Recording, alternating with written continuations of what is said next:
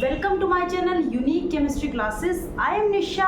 आज आपको बताएंगे केमिकल रिएक्शंस के अंदर रिडॉक्स रिएक्शन के बारे में। लास्ट लेक्चर में हमने टाइप्स ऑफ द रिएक्शंस पढ़ी थी और टाइप ऑफ द रिएक्शंस में आपको बताया थी कॉम्बिनेशन रिएक्शन, जिसमें दो रिएक्टेंट, दो या दो से ज़्यादा रिएक्टेंट आपस में कंबाइन करके एक सिंगल प्रोडक्ट की फॉर्मेशन करते हैं।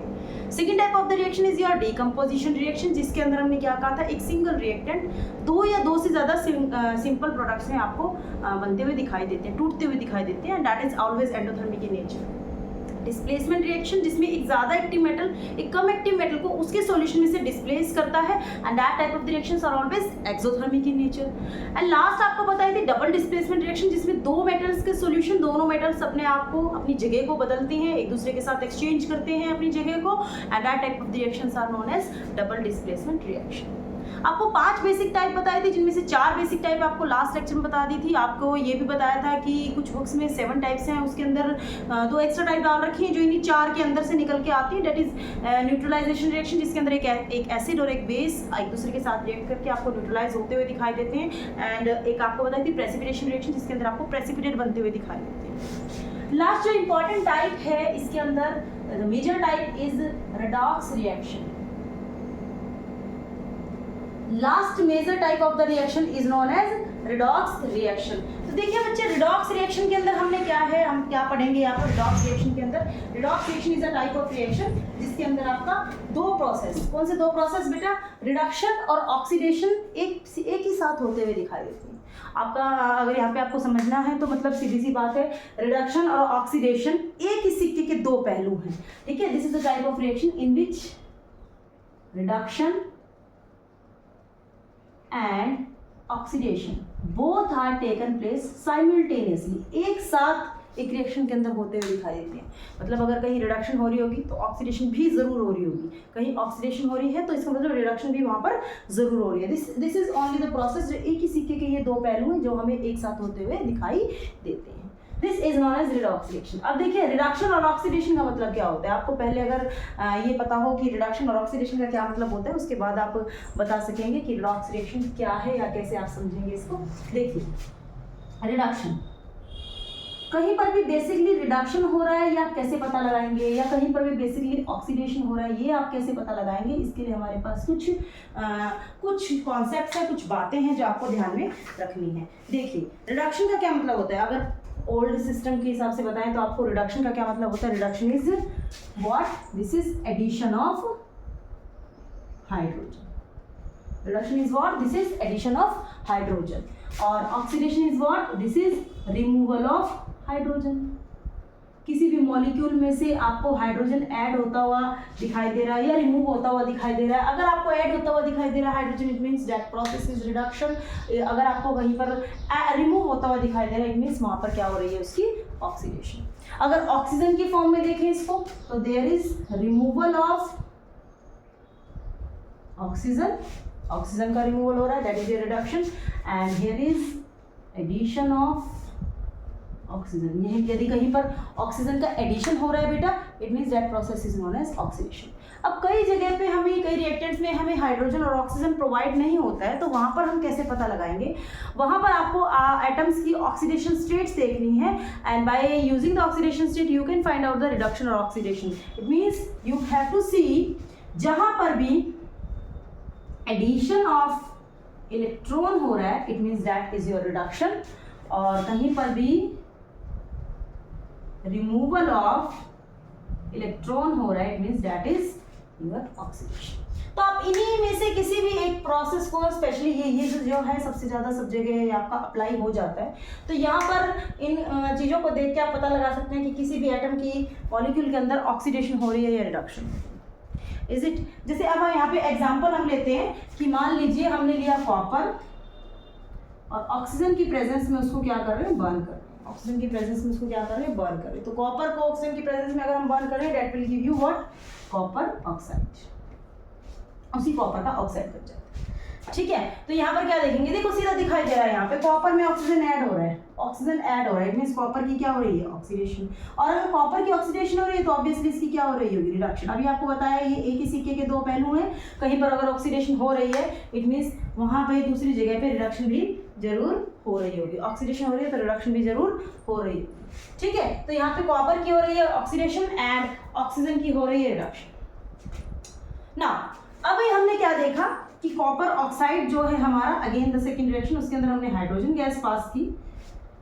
जैसे ही हमने हाइड्रोजन गैस कॉपर के अंदर से पास की, that will give you what, copper and water vapour जो है वो यहाँ से रिमूव होते हुए हमें दिखाई दिए। तब देखिए यहाँ पे क्या हो रहा है, कॉपर में से ऑक्सीजन रिमूव हो रही है and the removal of oxygen is known as reduction. तो यहाँ पे क्या हो रही है इसकी रिडक्शन। हाइड्रोजन में ऑक्सीजन ऐड हो रही है तो यहाँ पे क्या हो रही है बेटा इसकी ऑक्सीडेशन। तो याद रखिएगा जहां पर ऑक्सीजन ऐड हो रही है that is oxidation, that is oxidation. जहां पर ऑक्सीजन रिमूव हो रही है दैट इज रिडक्शन। हाइड्रोजन के केस में अगर आप देखेंगे जहां पर हाइड्रोजन की एडिशन हो रही है दैट इज रिडक्शन, जहां पे हाइड्रोजन की रिमूवल हो रही है वहां पर ऑक्सीडेशन।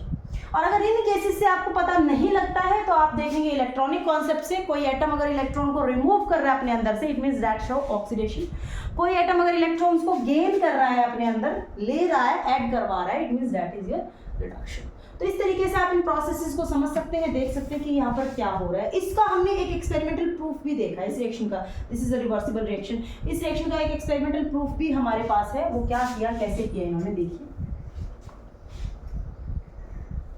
कि कॉपर का इस तरीके से ऑक्सीडेशन होता है, कॉपर का ऑक्साइड का इसी तरीके से रिडक्शन भी हो सकता है। क्या किया इन्होंने, देखिए एक ट्यूब लिया, ठीक है, उस ट्यूब के अंदर क्या किया, इस तरीके से हमने कॉर्क लगा रखा है, ठीक है, एक लकड़ी का होता है कॉर्क, वो लगा रखा है। यहाँ पे हमने क्या कर रखा है, एक पासिंग ट्यूब है यहाँ पर, जिससे हम गैसेस जो मटेरियल है वो अपना पास कर रहे हैं, ठीक है।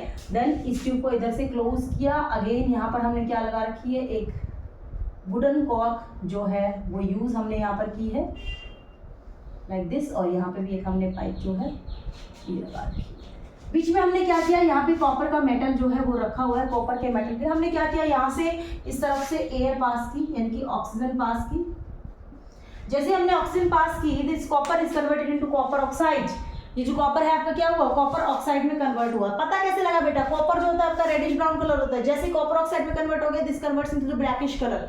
तो रेडिश ब्राउन कलर से आपका कॉपर जो है ब्लैक कलर में चेंज हो रहा है, इट मींस यहाँ से कॉपर ऑक्साइड जो है वहाँ पे बनती हुई मुझे नजर आ रही है। अब जब ये कंप्लीटली ब्लैकिश में कन्वर्ट हो गया, यानी कि ये यहाँ पे बन गया कॉपर का ऑक्साइड, देन यहाँ से हम सेकंड में क्या करेंगे, यहाँ से हम हाइड्रोजन गैस पास करेंगे, ठीक है, हाइड्रोजन गैस पास करेंगे। जैसे हमने हाइड्रोजन गैस पास की, this blackish colour changes into what, reddish brown colour, और यहाँ से हमें क्या निकलता हुआ दिखाई दिया, वाटर वेपर्स जो है यहाँ से निकलती हुई दिखाई दी। यहाँ से वेपर्स जो है, वाटर वेपर्स हमें निकलते हुए नजर आए। तो इसका मतलब ये जो रिएक्शन है, ये रिएक्शन क्या होती है, एक रिवर्सिबल रिएक्शन होती है, जिसके अंदर हम रिडॉक्स रिएक्शन का कॉन्सेप्ट जो है वो यहाँ पे देख सकते हैं, ठीक है। तो रिडॉक्स रिएक्शन के अंदर क्या होता है, reduction and oxidation, this both are hand to hand process होते हैं साइमल्टेनियसली, हमें रिएक्शन के अंदर होते हुए दिखाई देते हैं, एक साथ, एक ही सिक्के के दो पहलू।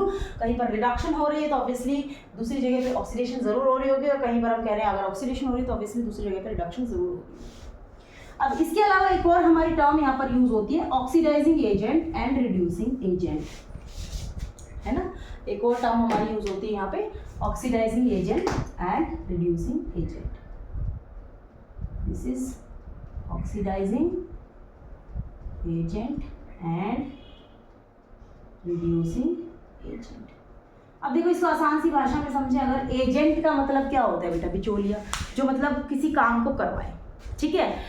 ऑक्सीडाइजिंग एजेंट, एजेंट वो बंदा जो काम करवाता है, अगर हम आम आदमी की भाषा में देखो तो ये एजेंट है, ये वो बंदा जो उस काम को करवाएगा। प्रॉपर्टी एजेंट है, वो प्रॉपर्टी का डील करवाता है। ऑक्सीडाइजिंग एजेंट मतलब जो ऑक्सीडेशन करवाता है, जिसकी वजह से ऑक्सीडेशन होती है, जिसकी प्रेजेंस होने की वजह से ऑक्सीडेशन होती है। तो ऑब्वियसली मैं अगर यहाँ पे बात करूँ उसी रिएक्शन की, जैसे मैंने लिया था copper in the presence of oxygen, that will give you copper oxide. इसकी क्या हो रही थी, और कॉपर की ऑक्सीडेशन हो रही थी। करवा कौन रहा था, जिसकी रिडक्शन हो रही थी। भाई कोई अपनी रिडक्शन करवा रहा है तभी तो दूसरे की ऑक्सीडेशन हो रही है। तो जहां पर इसका मतलब ऑक्सीडेशन करवा कौन रहा है, ये करवा रहा है जिसकी रिडक्शन हो रही है, it means this is your oxidizing agent. और रिड्यूसिंग एजेंट जो रिडक्शन करवा रहा है। रिडक्शन कौन करवा रहा है, जिसकी ऑक्सीडेशन हो रही है। जिसकी ऑक्सीडेशन, भाई इसकी ऑक्सीडेशन हो रही थी तभी तो इसने अपनी रिडक्शन करवाई, तभी तो इसने ऑक्सीजन, इसको ऑक्सीजन चाहिए था तभी तो उसने दिया, ठीक है। तो यहाँ पे ऑक्सीडेशन हो रही है, वो क्या होता है आपका रिड्यूसिंग एजेंट।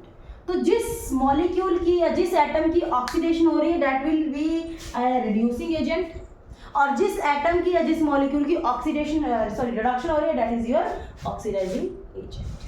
समझ रहे हैं इस बात को? तो ऑक्सीडेशन और रिडक्शन जो है वो हम इस तरीके से भी यहाँ पर समझ सकते हैं।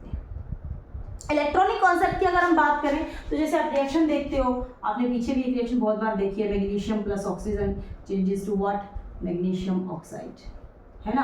तो ये अपनी एलिमेंटल स्टेट में, अपनी एलिमेंटल स्टेट में मतलब एटम अपनी फॉर्म में बैठा, नॉर्मल फॉर्म में बैठा, और नॉर्मल फॉर्म में एटम के ऊपर कोई ऑक्सीडेशन स्टेट नहीं होती, कोई चार्ज नहीं होता है, zero. This is also in the elemental form, तो जीरो। यहाँ पे क्या इसने मैग्नीशियम को अपने इलेक्ट्रॉन दिया, तभी तो कंपाउंड बना है। तो कितने दिया है यहाँ पे, मैग्नीशियम को कितने चाहिए होते हैं, सॉरी ऑक्सीजन को कितने चाहिए होते हैं, 2, तो इसने 2 दे दिए, इसने 2 ले लिए। तो देखिए 0 से +2 में गया, 0 से +2 में जाना मतलब 2 इलेक्ट्रॉन अपने अंदर से रिमूव करना, इट मीन्स इसकी हो रही है ऑक्सीडेशन। इसने क्या किया, 2 इलेक्ट्रॉन लिए, नेगेटिव में आया ना बेटा, 2 इलेक्ट्रॉन लिए, 2 इलेक्ट्रॉन लिए तो मतलब इसका मतलब क्या हो रही है, इसकी रिडक्शन। तो आप इलेक्ट्रॉनिक कॉन्सेप्ट से भी पता लगा सकते हो कि किसी भी एटम की ऑक्सीडेशन हो रही है मॉलिक्यूल के अंदर या फिर रिडक्शन हो रही है। You can find out very easily, आपको बहुत आसानी से ये चीज़ें पता लग सकती हैं, कोई मुश्किल काम नहीं है यहाँ पर। You have to practise for that, ठीक है। कहीं पर कोई प्रॉब्लम आती है you can ask me in the comment section, I will tell you, I will sort out your problem, ठीक है। तो यहाँ पर क्या है, आप ऑक्सीडेशन और रिडक्शन का इस तरीके से पता लगा सकते हैं। जिस मॉलिक्यूल की या जिस एटम की ऑक्सीडेशन होती है that acts as a reducing agent, और जिसकी रिडक्शन हो रही होती है that acts as an oxidizing agent. Clear है बच्चों? क्लियर है सभी को? What is oxidation, what is reduction, what is oxidizing agent and what is reducing agent? Now our next concept is, अब अगला अपना कॉन्सेप्ट क्या है कि ये जो ऑक्सीडेशन का प्रोसेस है ये हमारी एवरीडे लाइफ में कहाँ पर हमारे लिए प्रॉब्लमेटिक है, ठीक है, क्योंकि प्रॉब्लमेटिक सिचुएशन ही आपके सिलेबस में है। तो एवरीडे लाइफ में हम ऑक्सीडेशन रिएक्शन को कहाँ डील करते हैं वो हमें देखना है, and that is known as corrosion. Very important, exam के अंदर, बोर्ड्स के अंदर आपको इसका क्वेश्चन मिलेगा 100%। Corrosion is very important, boards के अंदर आपको इसका जो क्वेश्चन है वो जरूर मिलेगा। तो यहाँ पे अगर कोरोजन की बात करें तो कोरोजन होता क्या है, what is corrosion? This is nothing, this is slowly eating up of the metal atoms due to attack of some atmospheric gases. यानी अगर किसी मेटल को, कुछ मेटल्स ऐसी हैं जो एटमॉस्फेरिक गैसेस की प्रेजेंस में अपने आप को खत्म करना शुरू कर देती हैं, आसान सी भाषा में that is known as corrosion, ठीक है। तो पहले कोरोजन की अगर डेफिनेशन लिखिए, this is nothing, this is, what is this corrosion, what is corrosion? This is slowly eating up of, this is the process of slowly eating up of metals in the presence of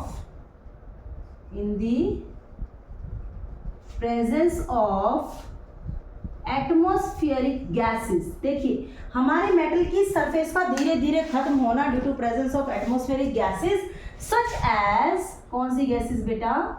such as carbon dioxide, oxygen, ठीक है, sulphur dioxide, water vapours etcetera.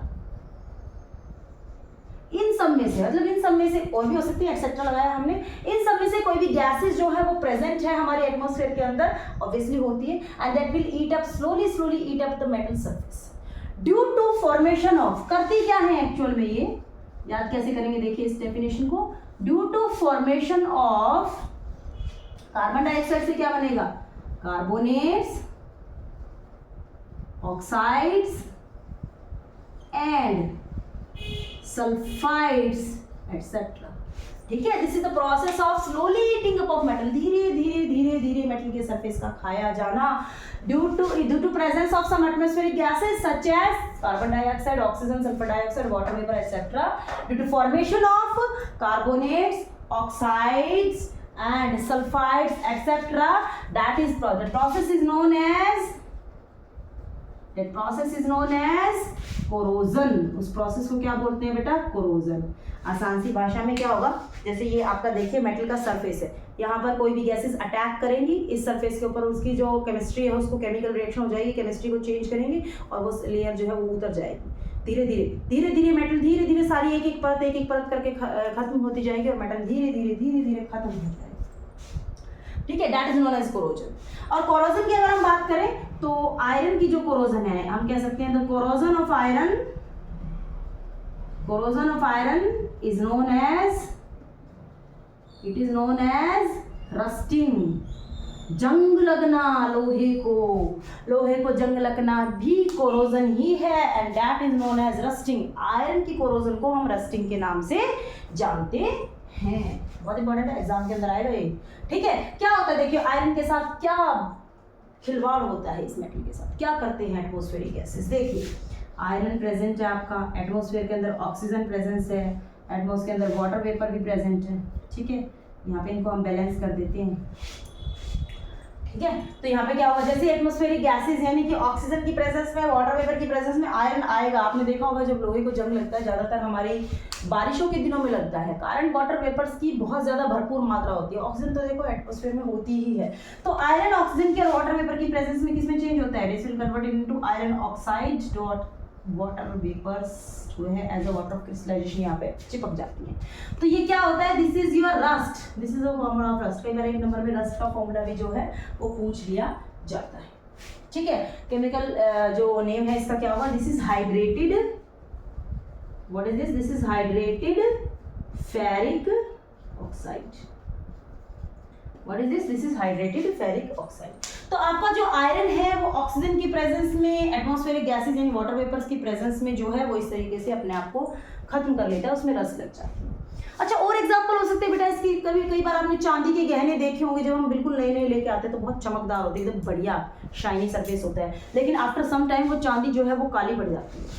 क्यों होता है ऐसा बेटा, किस लिए होता है, बिकॉज सिल्वर जो होता है ना बेटा, हमारे एटमॉस्फेयर में H2S गैस प्रेजेंट होती है.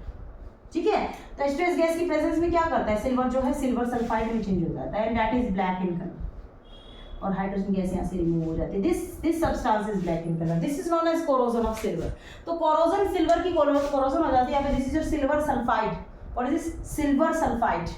ठीक है, this is hydrogen sulphide, silver hydrogen sulphide, silver sulphide and hydrogen gas यहाँ पे रिमूव हो रही है. तो this is silver sulphide black in colour, जिसकी वजह से चांदी जो है वो हमारी काली पड़ जाती है. ठीक है, और एग्जाम्पल है डेली लाइफ का, कभी आपके घर में कोई तांबे के बर्तन खरीद के लाए, तांबे के बर्तन जब आप लेके आते हैं बिल्कुल येलोइश कलर के चमकदार बर्तन होते हैं ना बेटा, आफ्टर सम टाइम वो काले काले से हो जाते हैं, गंदे से हो जाते हैं. फिर मम्मी क्या करती है, उनको नींबू लेती है, नींबू पे नमक लगाती है और ऐसे जबरदस्त तरीके से रगड़ती है, वो वापस से वैसे ही चमक जाते हैं. अरे भाई क्या हो गया ऐसा, उसके अंदर क्या था ऐसा जो ये सब कुछ हुआ, और नींबू रगड़ने से क्या हो गया. तो देखिए जो हमारा कॉपर होता है ना बेटा, तांबे के बर्तन कॉपर, हमारे एटमॉस्फेयर में ऑक्सीजन भी प्रेजेंस है, हमारे एटमॉस्फेयर में कार्बन डाइऑक्साइड भी प्रेजेंट है. देखो गैसेस तो सारी प्रेजेंट है. ठीक है, ऑक्सीजन भी प्रेजेंट है, कार्बन डाइऑक्साइड भी प्रेजेंट है, वाटर वेपर्स भी प्रेजेंट है. तो कॉपर इन सब की प्रेजेंस में किस में कन्वर्ट होती है बेटा, कॉपर कार्बोनेट और कॉपर हाइड्रोक्साइड. ये आपका कोरोड हो गया कॉपर. ठीक है, this is your corroded copper आपको क्या हो गया, कोरोड हो गया. तो दिस इज योर बेसिक, ये क्या है, base copper hydroxide. This is your basic copper carbonate. ठीक है, वैसे भी आपने देखा है कि मेटल्स जो होते हैं वो मेटल जब ऑक्साइड बनाते हैं उनकी ऑक्सीडेशन होती है, that is basic in nature. तो यहाँ पे अगर हम देखें तो ये बना भी क्या है, this is your basic copper carbonate. ठीक है, ये ग्रीनिश कलर का होता है, धीरे धीरे काला पड़ने लग जाता है, ग्रीनिश कलर का होता है, धीरे धीरे काला पड़ने लग जाता है.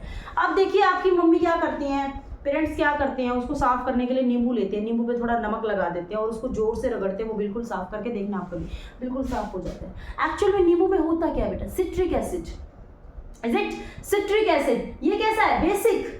एसिड और बेस मिलेंगे तब क्या बनेगा, सॉल्ट बनेगा, और सॉल्ट पे जैसे ही पानी गिरेगा वो घुल के रिमूव आउट हो जाएगा. तो इस तरीके से हम यहाँ पे क्या कर सकते हैं, कॉपर की मेटल को साफ कर सकते हैं, और कॉपर की मेटल इस तरीके से नींबू से जो है वो हमारी बिल्कुल साफ हो जाती है. लेकिन नुकसान होता है बेटा, एक परत हमारी उतर जाती है उसकी, वहां से नीचे की परत निकल के आती है जो कि साफ है. ठीक है, now what are the methods of preventing rusting. Rusting को रोकने के लिए देखो हम कुछ नहीं कर सकते, हम सिर्फ प्रिवेंशन ले सकते हैं, क्योंकि एटमॉस्फेयर से गैसेस तो हम हटा नहीं सकते. ठीक है, एटमॉस्फेयर में गैसेस तो रहेंगी, तो हम सिर्फ प्रिवेंशन कर सकते हैं. वहां पे प्रिवेंशन कैसे करेंगे बेटा, प्रिवेंशन के मेथड्स क्या क्या है आपके पास. प्रिवेंशन के मेथड्स में हम सबसे पहले क्या करेंगे, वी कैन यूज ऑयलिंग और ग्रीजिंग, है ना, ऑयलिंग और ग्रीजिंग हम यूज कर सकते हैं. ऑयलिंग कर दो या ग्रीस लगा दो तो क्या होगा भाई, हाइड्रोफोबिक नेचर की होती है, तो वाटर वेपर जो होती है वो कांटेक्ट में नहीं आ पाती, और वाटर वेपर से अगर कांटेक्ट में नहीं आ पाएंगी तो ऑब्वियसली हमारे मेटल कोरोड नहीं। दूसरा क्या कर सकते हो आप, पेंटिंग कर सकते हो, पेंटिंग पेंट करो, पहले के लिए हो जाओ, ठीक है। तो पेंट कर सकते हो, अगर आप क्या करोगे, आपकी मेटल की जो भी सरफेस है उसके ऊपर पेंट करोगे तो आपने क्या कर दिया, एटमॉस्फेरिक गैसेस और मेटल के बीच में एक दीवार खड़ी कर दी है, ठीक है।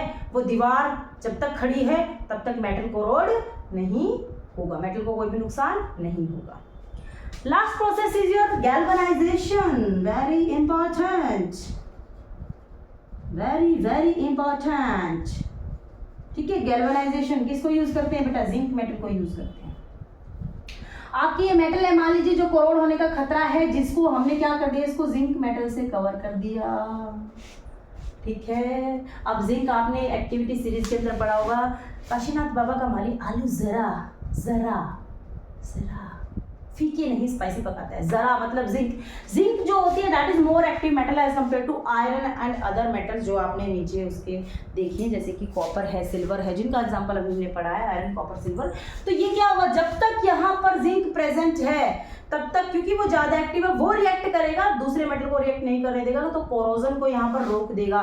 तो यहाँ पर जिंक जो है सेक्रीफाइसिंग मेटल के नाम से भी जाना जाता है, सेक्रीफाइस कर रहा है, अपनी जिंदगी को कुर्बान कर रहा है किसी दूसरे को बचाने के लिए, ठीक है। इसको सेक्रीफाइसिंग मेटल के नाम से भी जाना जाता है, ठीक है बच्चों। तो जब तक जिंक प्रेजेंट है तब तक ये दूसरे मेटल को नुकसान नहीं पहुंचने देगा, जब तक जान है तब तक जहान है, ठीक। तो यहाँ पे क्या है, ये हमारे कुछ कोरोजन के नुकसान है हमारे डेली लाइफ में। हालांकि बेटा कई बार बोर्ड में क्वेश्चन आ जाता है, corrosion is harmful for us, however in some cases this is also advantages for us, या फिर इस तरीके से क्वेश्चन पूछ सकते हैं, या फिर कोई और तरीका भी ले सकते हैं, लैंग्वेज यही रहेगी, पूछना यही चाहेंगे कि कोरोजन हमारे लिए एडवांटेजेस कहाँ पर है। This is a serious problem but somewhere it is advantages also.